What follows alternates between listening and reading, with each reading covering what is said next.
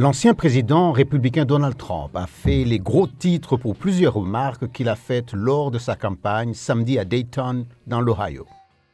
L'une d'entre elles est intervenue alors qu'il critiquait la construction par la Chine d'usines de fabrication de voitures au Mexique. Nous allons imposer des droits de douane de 100% sur chaque voiture qui franchira la frontière et vous ne pourrez pas vendre ces voitures si je suis élu. Maintenant, si je ne suis pas élu, ce sera un bain de sang pour tout le monde. Ce sera la moindre des choses, un bain de sang pour le pays. La campagne de M. Trump a souligné que ce commentaire ne concernait pas la violence politique. Le sénateur républicain Bill Cassidy a donné son avis lors de son passage à l'émission Mythe de presse de la chaîne NBC. Le ton général du discours est la raison pour laquelle de nombreux Américains continuent de se demander si le président Trump devrait être président. Cela dépendra de comment ça va être interprété. Il se présente contre Biden, donc Biden va dire qu'il s'agit de violence politique. Ses défenseurs vont dire qu'il s'agit d'un désastre économique.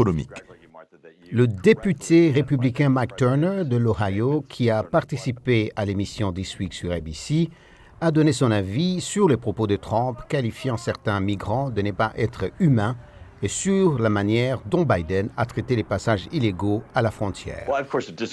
Je pense que le peuple américain n'est pas d'accord avec ces propos, mais je pense que les gens voient que Donald Trump est le seul candidat dans cette course qui sera capable de résoudre cette crise.